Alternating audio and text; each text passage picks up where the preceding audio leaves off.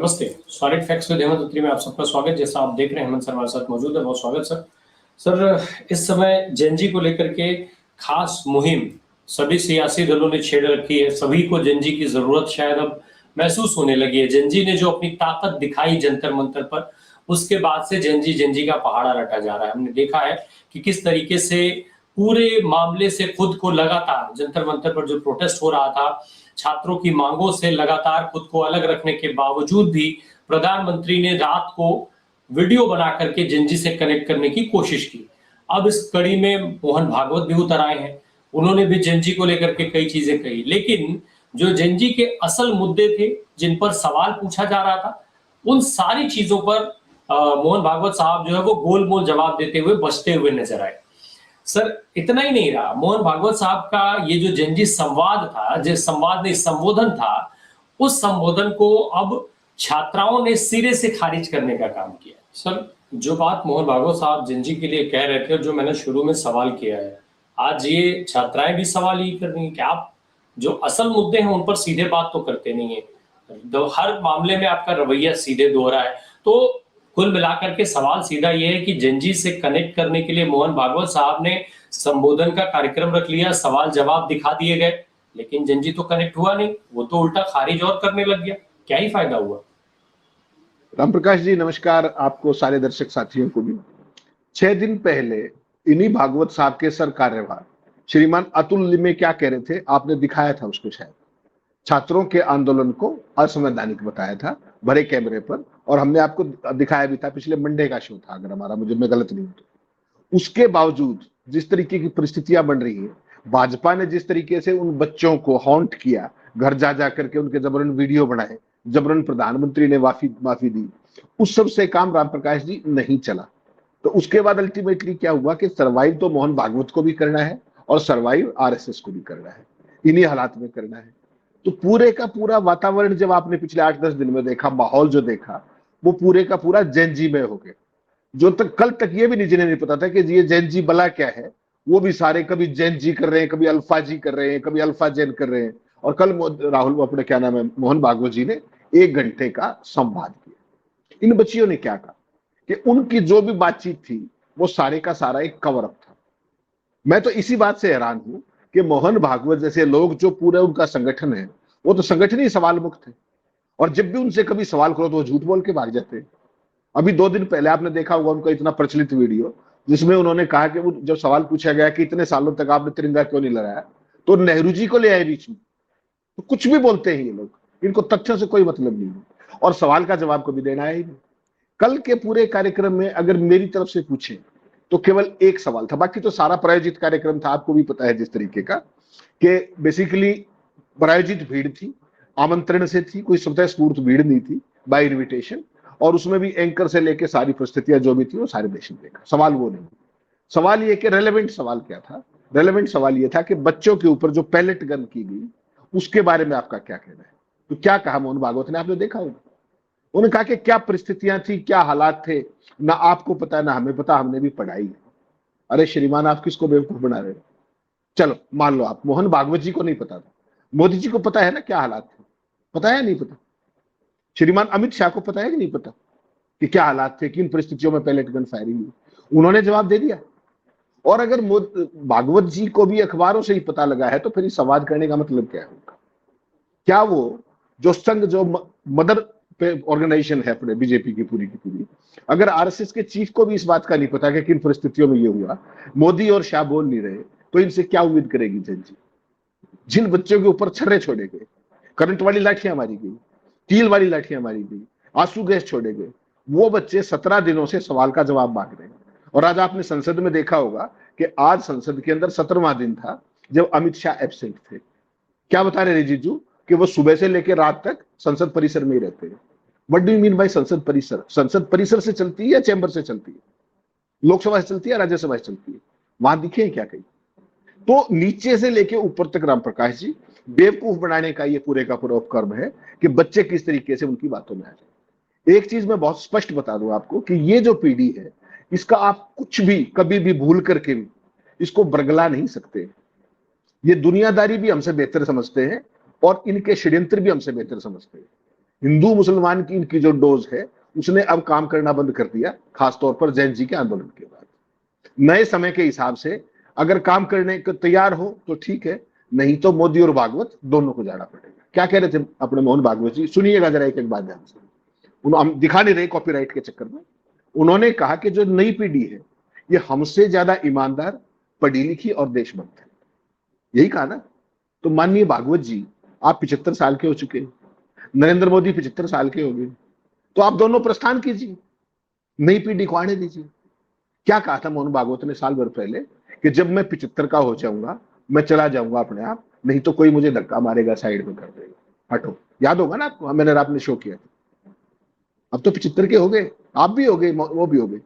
और जब नई पीढ़ी आपसे ज्यादा कंपिटेंट है, आपसे ज्यादा राष्ट्रवादी है, आपसे ज्यादा नॉलेजेबल है, तो फिर आप किस चक्कर में पड़े हो? आगे बढ़िए, पीढ़ी का हस्तांतरण सदा होता है। What is so great about it? किस चक्कर में आप पड़े हो जो देश को बेवकूफ समझ रहे हो? हर पीढ़ी, याद करके हम सबको मानना चाहिए कि हर पीढ़ी पिछली से आगे सोचती है।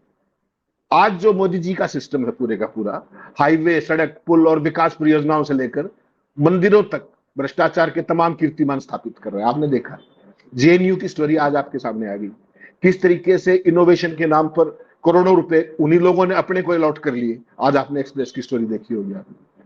बेसिकली ये सारी की सारी चीजें नई पीढ़ी उनको ऑब्जर्व कर रही है बहुत कायदे से। और उस बच्ची ने कह भी दिया कि बेटी बचाओ बेटी पढ़ाओ की बात करते हो, कहाँ है बेटी बचाओ बेटी पढ़ाओ? चलते चलते कहेगी वही बात।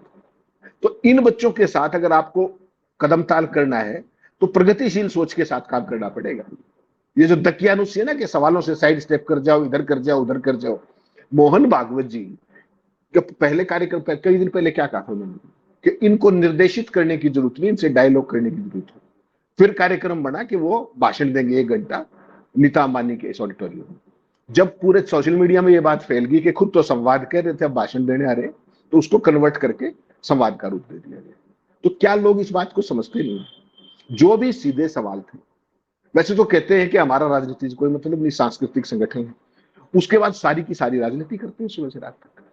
सरकार्यवाह कुछ कहता है, संघ चालक कुछ कहता है, मोदी शाह कुछ कहते ही नहीं, जिनके ऊपर सरकार चलाने की जिम्मेदारी है। तो जो ये बेवकूफाना जो कार्यक्रम चल रहा है देश के अंदर, ये किसी भी तरीके से इनकी मदद करने वाला नहीं है। ये जो जनरेशन जिसकी आप बात कर रहे हो, ये आपकी अयोग्यताओं, सियासी साजिशों और पिछड़ेपन को ढोने के लिए कतई ना तो बाध्य है और ना मजबूर है।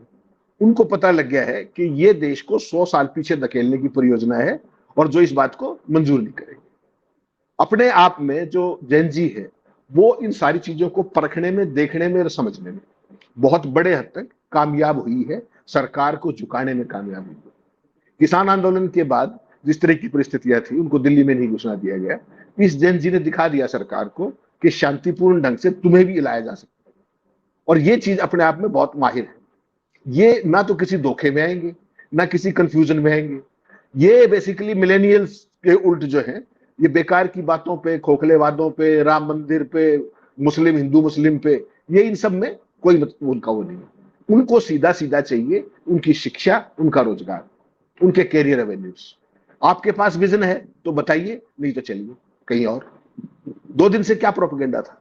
21 तारीख से लेकर के आज तक अगर आप पूरा घटनाक्रम देखेंगे, आपको समझ में आ जाएगा कि ये भाजपा और संघ जैन जी के कितने समर्थक हैं, कितने उनके हितैषी हैं। एक शब्द मोदी ने नहीं बोला, एक शब्द शाह ने नहीं बोला, पार्लियामेंट में आए नहीं, बैलेट गन का जवाब नहीं दिया, बच्चियों को ट्रोल कराया गया, जबरन वीडियो बनवाए गए और उनको जबरदस्ती माफी किया गया।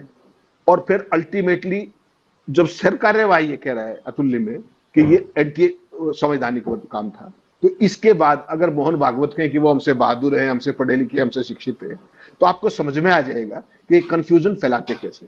झूठ की फैक्ट्री नहीं, भय की फैक्ट्री नहीं, इनका सबसे बड़ी यूएसपी भ्रम की फैक्ट्री है, जिसको बहुत शिद्दत से पिछले 100 साल से इस देश को चलाते आए हैं और आगे भी हाँकने की फिराक।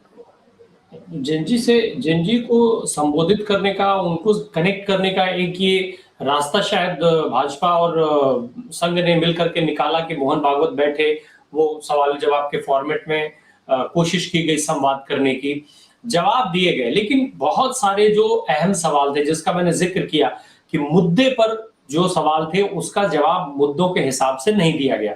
वहीं दूसरी तरफ राहुल गांधी ने भी एक नया तरीका जो है वो निकाल लिया है जेनजी से संवाद करने का। अब वो जो सवाल उनसे जेनजी पूछ रहा है उसके जवाब देते हुए राहुल गांधी दिखाई दे रहे हैं। उसमें भी कुछ जवाब है, मैं सुना देता हूँ, सुनाइए जरा। My favorite memories with my dad were when we used to, he was a pilot and I used to go flying with him. Those were my favorite memories. Captain Amrinder Singh, definitely. I get along with him. He's cool. And he's an expert on military history. So I like him quite a lot. Hello, Uncle Amrinder. I think the videos that came out of the PM house at midnight, those were the best. Showing a new panicked Prime Minister. ये अलग अलग जो सवाल उनसे पूछे गए थे, चाहे वो पिता के साथ मेमोरीज को लेकर के हो या बीजेपी में बेस्ट नेता, उनका फेवरेट नेता कौन है ये हो, या फिर वो फेवरेट मीम, सबसे शानदार मीम जो इस जंतर मंतर प्रोटेस्ट के दौरान उन्होंने देखा, जिसमें वो कह रहे थे कि जो देर रात प्रधानमंत्री के यहाँ से वीडियो निकली वो सबसे बेस्ट है। तो ये इस तरीके का जवाब, सधे हुए सवाल, सधे हुए बहुत छोटा सा 1 लाइन 2 लाइन का जवाब जो सीधे तौर पर उनके सवालों को संबोधित करता है। तो ये जो तरीका राहुल गांधी ने निकाला है और एक तरीका जो मोहन भागवत का है, इसको कैसे देखा जाए जेनजी के साथ कनेक्ट करने के क्रम में? देखिए राम प्रकाश जी, मोहन भागवत और राहुल गांधी को अपने को कंपेयर करने की जरूरत भी नहीं, कंपेयर करना भी नहीं चाहिए। मोहन भागवत का एक अलग मामला है। अगर उसको आपने देखना है तो उसको तुलना कर सकते हैं आप मोदी से, यानी कि प्रधानमंत्री और उनका चैलेंजर कौन। मोदी जी ने आपने देखा कि 2014 में सत्ता संभालने के बाद सबसे पहले एक काम बड़ा प्रभावी ढंग से किया। आज तक एक ही काम ठीक किया उन्होंने जो वो सोच करके आए थे, जिसको पूरा कर पाए। उसका नाम है कि मीडिया पर कंप्लीट कैप्चर। जब उन्होंने संचार पर पूर्ण कैप्चर कर लिया तो राहुल गांधी के सामने आज समस्या ये आ गई कि ना तो उनको आपके प्रचार पत्र दिखाते, ना आपको आपका गिद्ध मीडिया दिखाता राहुल गांधी को, और पूरी की पूरी छवि किस तरीके से उनकी पप्पू की बनाई गई थी। तो राहुल गांधी ने पिछले 2-3 साल में जिस तरीके का संवाद किया है लोगों से, उसके बाद एक बात तो साबित होगी कि पप्पू कौन है अब बताने की जरूरत नहीं है। अब भाजपाई भी पप्पू कहने से 4 बार बचते हैं, उनको भी पता लग गया पप्पू कौन है। अब जो राहुल गांधी ने ये री इन्वेंशन की है, देखिए अभी तक 24 घंटे भी नहीं हुए। याद रखिएगा कि जब कोई भी संचार का माध्यम मोदी जी ने उनके लिए छोड़ा ही नहीं, तो पहले उन्होंने अपना यूट्यूब चैनल चलाया था जिस तरीके से, उसके बाद अपने ही प्लेटफॉर्म्स पे फेसबुक के जरिए और सारे पे काम करते थे। अब उन्होंने अपना कल से कार्यक्रम शुरू किया, आस्क मी एनीथिंग, AMA, और मैं कोशिश करूंगा आपके ज्यादा से ज्यादा सवालों के जवाब दूं, ये कह के उन्होंने कार्यक्रम शुरू किया। आपने 3 क्लिप दिखाई, इसके अलावा एक क्लिप और भी है छोटी, जिसमें प्रयागराज आने की बात करते हैं, वो भी दिखा देंगे तो फिर हम समग्र रूप से उस पर बात कर पाएंगे। दिखा दीजिए राहुल गांधी के प्रयागराज आने को लेकर के जो बात राहुल ने अपील हम स्टूडेंट्स की लिटरली कोई नहीं सुन रहा। देखिए आप स्टूडेंट्स की मैं सुन रहा हूं। मैं प्रयागराज में रोजगार के बारे में, जॉब सिचुएशन के बारे में आपसे चर्चा करने आ रहा हूं, और मैं एक बात को 100% एक्सेप्ट करता हूं कि आज के हिंदुस्तान में जो हमारे स्टूडेंट्स हैं, चाहे वो एजुकेशन हो चाहे वो रोजगार हो, उनका आज हिंदुस्तान में भविष्य नहीं है, और इसको हम सबको मिलकर बदलना है। आपकी एनर्जी के साथ, आपकी आवाज के साथ हम मिलकर इस प्रॉब्लम को रिजॉल्व कर सकते हैं। जी तो राम प्रकाश जी, ये बेसिकली है क्या कि ये इन्होंने कल से ही लॉन्च किया और ये बाकायदा उस पर घोषणा की कि मेरे से जो भी आप सवाल पूछना चाहे पूछिए और मैं कोशिश करूंगा ज्यादातर सवालों के जवाब देने। तो आपको जस्ट एक कुछ झलके भेजी है मैंने, जो उन्होंने इंस्टाग्राम पे किया है। बेसिकली उनसे ना उनके सामने आपने कोई किस तरीके का टेलीप्रॉम्प्टर देखा होगा, ना कुछ और देखा होगा, ना कोई कैमरे की मोदी जी वाले स्टाइल में सेल्फी मोड में वो रात को 12:15 बजे कुछ कर रहे हैं, बिल्कुल ब्रॉड डे लाइट में कर रहे हैं, ओपनली कर रहे हैं, बिना किसी एक्सटर्नल हेल्प के कर रहे हैं। एक चीज आपने ये देखी। दूसरा, जिस तरीके के वो फ्राक दली से जवाब दे रहे हैं वो अपने आप में बड़ा महत्वपूर्ण है। क्या पूछा उनसे किसी ने कि आपका बीजेपी का फेवरेट नेता कौन है, तो उन्होंने छूटते ही कहा अपने पिताजी के दोस्त कैप्टन अमरिंदर अंकल। उन्होंने कहा कि बेसिकली जब कहा कि अमरिंदर सिंह मेरे पसंदीदा भाजपा नेता हैं, वो प्यार से अंकल अमरिंदर कहकर संबोधित किया और कहा कि वो बहुत ही सहज व्यक्तित्व है और सैन्य इतिहास की बहुत गहरी समझ है उनको। तो ये बात कैप्टन अमरिंदर के बारे में। किसी ने, हालांकि बड़े मस्ती वाला क्वेश्चन है कि बीजेपी का कौन प्रिय नेता आपका है, उन्होंने उसका भी बड़ा सटीक जवाब दिया। फिर एक और वीडियो था, मैं देख रहा था, अपने परिवार के पालतू कुत्ते नूरी का भी परिचय कराया और ये कराते हुए उन्होंने जानवरों के प्रति सम्मान और प्रेम का एक खास तरीके का संदेश दिया। मजाकिया अंदाज में अपनी तुलना, खुद की तुलना बैटमैन से की और कहा कि किसी ने हम दोनों को एक ही कमरे में कभी नहीं देखा है। बैटमैन बता रहे थे आप, क्योंकि जेनजी से आपको लाइटर वे में बात करना पड़ेगा। रात को बाल भुरा के, आंखें लाल करके, यूं झुक करके, जेनजी डजंट लाइक इट। और उस पर आपने रिस्पॉन्स भी देखे जिस तरीके से उन रीलों पर रिस्पॉन्स लोगों के हैं। फिर जो आपने आखिरी वीडियो दिखाया, दैट वाज वेरी इंपॉर्टेंट, कि राहुल गांधी ने छात्र आंदोलनों पर जिस तरीके की अपनी बात रखी, बहुत छोटी सी ब्रीफ, कि मैं आ रहा हूं वहां पे और देश की शिक्षा व्यवस्था की क्या स्थिति है, रोजगार की क्या स्थिति है, किस तरीके से शिक्षा व्यवस्था चरमरा गई है, सरकारी स्कूलों में छात्रों की आवाज नहीं सुनी जा रही है, महिलाओं की शिक्षा के महत्व पर जोर दिया, मतलब तमाम तरह के उन्होंने सारे के सारे रेफरेंसेस बताए। तो उनकी जो ये व्यक्तिगत और सीधे संवाद करने की जो शैली है, उनको लोगों को स्वाभाविक, सहज और जुड़ाव महसूस करने वाली एक चीज लगी है, और इसको काफी बड़े पैमाने पे जैन जी में अप्रिशिएट किया जा रहा है एज ऑफ नाउ, जब मैं और आप बात करें, क्योंकि 24 घंटे से भी कम का समय है। और इसको कहते हैं रामप्रकाश जी री इन्वेंट करना अपने आप को परिस्थितियों के मुताबिक। चैनल्स आपको दिखाएंगे नहीं, प्रचार पत्र आपको उल्टा दिखाएंगे, मीडिया आपसे उल्टे सवाल पूछेगा, तो फिर आप क्या करेंगे? या तो आप यूट्यूब का सहारा लेंगे या सोशल मीडिया का सहारा लेंगे, इंस्टाग्राम पे आएंगे। वो भी कितने दिन कर पाएंगे? You and me can not से। जिस तरीके से मेटा के लोगों को बुलाया गया, तो आपको क्या लगता है कि वो रील हटाने के लिए तो नहीं बुलाया गया होगा? उसके पीछे भी हिडन एजेंडा है कि इतना बड़ा छात्रों का आंदोलन दिल्ली में हो गया और सोशल मीडिया पे मोदी के खिलाफ इतना सारा मटेरियल वायरल हो गया, पता नहीं क्या क्या बच्चों ने कह दिया, 56 इंच का क्या और ये सब। तो मोदी जी, आपको पता है, कभी भी अपने विरोध को, अपने किसी भी तरीके से सवाल जवाब को अवमानना के तौर पे देखते हैं। उनको इस सवाल सुनने की आदत नहीं है, उनको वाह वाह वाह सुनने की आदत है। जब से वो 2002 से लेकर के आज तक उनको कोई भी सवाल करे तो उनको कंटेम्प्चुअस लगता है, अवमानना लगती है। तो वैसी सूरत के अंदर अब राहुल गांधी ने इस जरिए को अपना लिया, युवाओं से सीधे संवाद को। भाजपा कहां फंसी है, भगत कहां फंसे हैं, आईटी सेल कहां फंसी है, आरएसएस कहां फंसी है, इसको देखिए। मोदी और शाह संसद में नहीं आ रहे 20 तारीख से लेके आज 7 तारीख है, संसद चल नहीं रही, 2-2 मिनट में बिल पास कराए जा रहे हैं, सारी चीजें एक तरफ है। क्या कह रहे हैं कि राहुल गांधी झारखंड में जो बच्चे बैठे हैं आंदोलन कर रहे हैं, उनसे बात क्यों नहीं करते, उनके पास क्यों नहीं जाते? राहुल गांधी ने फोन उठाया, उनसे ही बात करी। एनएसयूआई का जो उनका नेशनल प्रेसिडेंट है, उसको भेज दिया आंदोलन के दौरान। और मजेदार बात देखिए, झारखंड में गठबंधन की सरकार में कांग्रेस शामिल है। आंदोलनकारी बच्चों के पास एनएसयूआई के लीडर्स जा रहे हैं, वो उनकी राहुल गांधी से बात करा रहे हैं, राहुल गांधी उन्हें हर तरीके का समर्थन दे रहे हैं अपनी सरकार में। और मोदी जी, अमित शाह जी, धर्मेंद्र प्रधान जी, किसी को आपने बच्चों के साथ संवाद करते देखा ही जब से जेनजी वाला मामला चला? तो it speaks of their priorities. ये कहने को जेनजी है, हकीकत में तो वो इनके अस्तित्व को ही नहीं पहचानते ना। वो आज एक बात पे कन्विंस्ड है, बीजेपी और आरएसएस, कि जो इन्होंने जिस तरीके से ज्ञानेश गुप्ता जैसे लोग बिठा करके चुनाव आयोग को कैप्चर कर लिया है, जिस तरीके की चीजें बाकी संवैधानिक संस्थाओं के साथ की गई हैं, उनको लगता है कि तुम्हें सत्ता से कोई हिला नहीं पाएगा।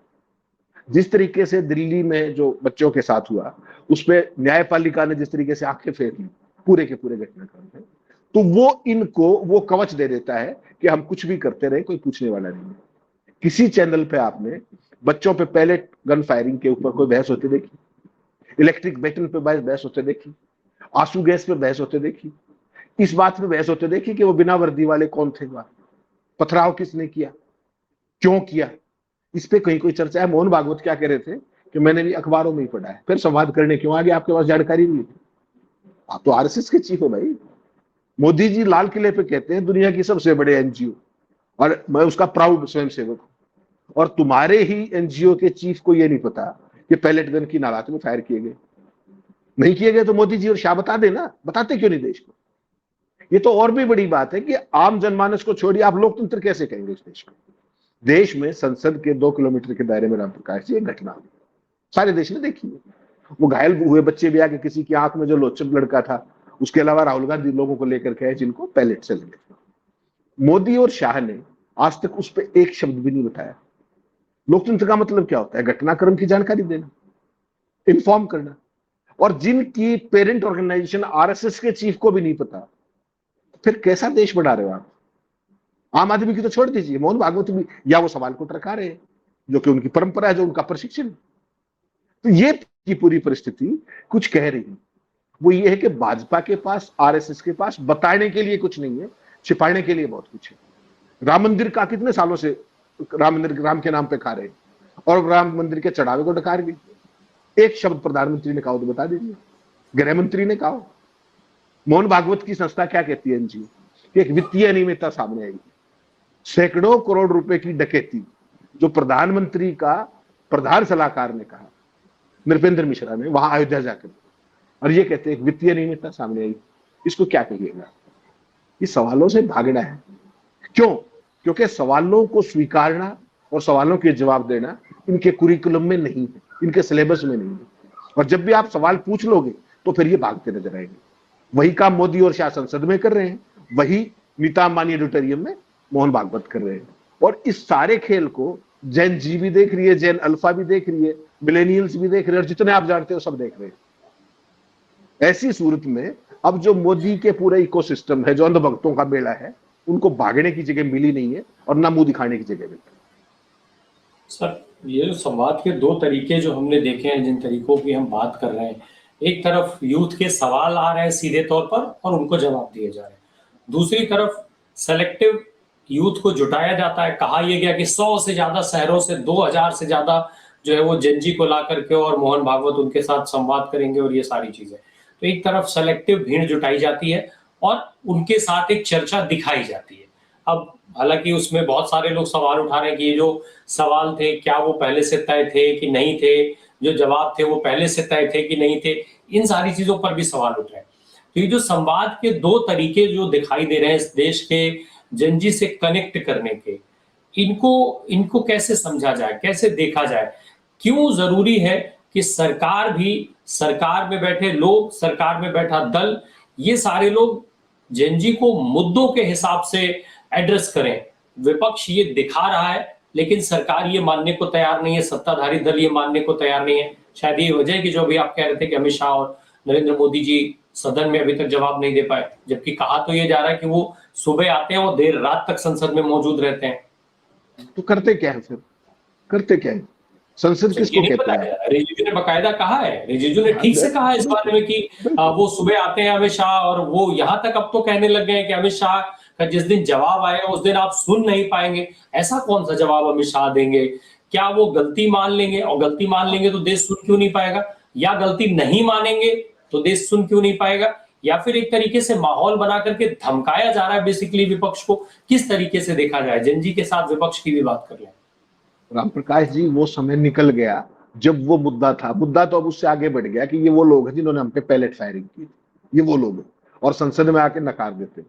क्या जो आपने कही बात के, जो अपने किरण रिजिजू ने कहा, मैंने ओपनिंग सेंटेंस में ये बात कही कि वो सारा दिन संसद में रहते हैं सरकार के लिए, ये आपको ध्यान होगा।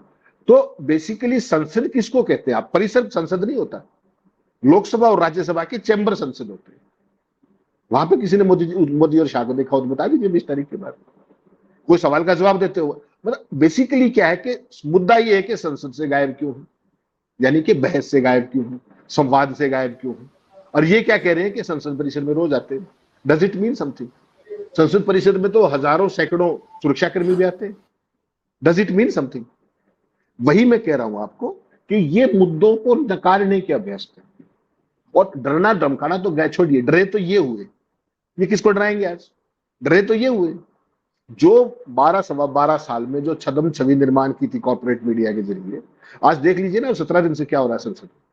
मोदी शाह क्या है, किस तरीके के राम मंदिर के चढ़ावा चोरी के रोज वो लगते हैं नारे। कुछ बचा है क्या? अगर कोई मान सम्मान वाला व्यक्ति हो तो चुपके से झोला उठाए और चला जाए। लेकिन वो चीज इनके एनजीओ में नहीं सिखाई जाती है। जो एनजीओ में टॉप पे बैठा व्यक्ति खुद कह चुका है कि 75 साल के बाद हट जाना चाहिए, और खुद भी काबिज आज भी। ऐसे ही मोदी जी का है। मोदी जी ने तमाम पार्टी नेताओं को मार्गदर्शक मंडल में पहुंचा दिया, क्या कह के 75 से ऊपर हो गए। खुद क्यों नहीं गए? जवाब तो चाहिए ना इसका। तो बेसिकली संसद के अंदर जो भी आपने कहा बयान देंगे या नहीं देंगे, बयान देना होता तब तक दे देते, इतना फजीरता क्यों कराते? नहीं देंगे ना बयान। ये भी तो अगलों की ताकत है कि हम नहीं देते बयान, जाओ नारे लगा लो। इसको भी तो कुछ शब्द होगा ना इसके लिए भी, मैं प्रयोग नहीं करना चाहता। निर्लजता भी एक शब्द होता है, शब्द निरपेक्षता टाइप की भी चीजें होती है, बहुत सारी चीजें होती है। लेकिन सवाल ये है कि देश का युवा तो सब कुछ देख रहा है। अपनी सरकार के खिलाफ राहुल गांधी फोन करके ये कहता है स्टूडेंट्स को कि मैं आपके साथ खड़ा हूं अपनी सरकार के खिलाफ। मोदी जी और शाह, मोदी जी ने रीलें बना डाली तमाम, कहीं आंदोलन को रेखांकित किया, क्या कहना चाह रहे थे, कल फिर रील बना दी, हैंडीक्राफ्ट, हथकरघा, डाइवर्शन, इनके लिए समय है मोदी के पास रील बनाने के लिए, इनके पास चढ़ावा चोरी का बताने के लिए नहीं, पैलेट गन फायरिंग के लिए नहीं, 2-2 मिनट में सारे कानून पास करा देंगे। ये परिस्थितियां हैं, तमाम कानून पास हो रहे हैं जिनके ऊपर कोई 2 लाइन की बहस भी नहीं हो पा रही। ये जो संसद के अंदर जो चल रहा है अवरोध जिस तरीके से, उसका फायदा उठा रहे हैं। तो आज की तारीख में सारी चीजें, इनके 56 इंची, इनका जितना, जो इतने बड़े ऑरेटर हैं, दुनिया में डंका बजता है, आज इनका तार तार एक्सपोज हो चुका है और इसीलिए ये छुपते फिर रहे। और राहुल गांधी, जिसको कल तक पप्पू बताया करते, वो बिल्कुल, मैं आमतौर पर जहां तक राहुल गांधी को मैंने समझा है, देखा है, काफी इंट्रोवर्ट आदमी, बहुत अंतर्मुखी, लेकिन वो जिस तरीके से इंटरेक्ट कर रहे हैं इंस्टाग्राम के जरिए, वो सुपर हिट होना तय है। प्रियंका फिर भी एक्सट्रोवर्ट है, बात करती है, हंसती, सारी चीजें। राहुल तो कंप्लीटली इंट्रोवर्ट है। मौजूदा परिस्थितियों में वो व्यक्ति भी जिस तरीके से अपने आप को एक्सपोज कर रहा है संवाद के जरिए, वो एक बड़ी चीज है। और मोदी, शाह, बीजेपी, उनकी आईटी सेल, उनकी आरएसएस, उनकी जो निवेश है पिछले 13 साल में, उस सबको राहुल गांधी चौपट करके मानेंगे अगर इसी तरीके से वो संवाद करते हैं, क्योंकि ये दौर संवाद का है, भागने का नहीं है, मुंह छिपाने का नहीं है। संवादों का दौर है, लेकिन वो संवाद भी मुद्दों पर सीधे तौर पर करना पड़ेगा। गोल गोल घुमा करके बात करने से काम नहीं चलेगा। आप ये कह करके नहीं बच पाएंगे कि रिपोर्टों के आधार पर हम कोई चीज तय नहीं कर सकते। रिपोर्टों के आधार पर ही चीजें तय होती हैं। रिपोर्ट आती है तभी चीजें तय होती हैं, और इसी चीज की रिपोर्ट तलाशी जा रही है कि आखिर पैलेट गन चलाने का आदेश किसने दिया, छात्रों पर लाठीचार्ज करने का, कील लगी हुई लाठियों का उपयोग करने का, करंट लगाने का, इन सब चीजों का आदेश किसने दिया, किसके कहे पर ये बर्बरता हुई जंतर मंतर पर, इसी बात की तो तलाश की जा रही है। इस पे इसी रिपोर्ट की तो तलाश की जा रही है, इस पर ही तो रिपोर्ट मांगी जा रही है। तो ये कह करके आप नहीं बच सकते हैं। जेनजी को अगर कनेक्ट करना है तो उनके मुद्दों पर, उनकी भाषा में, उनके तरीके से बेहद सरल, सहज और सीधे तौर पर आंसर करना पड़ेगा। यही एक रास्ता है, बाकी तो सब दिखावा है और ये जेनजी समझता है। बहुत शुक्रिया सर हमसे बात करने के लिए। सोच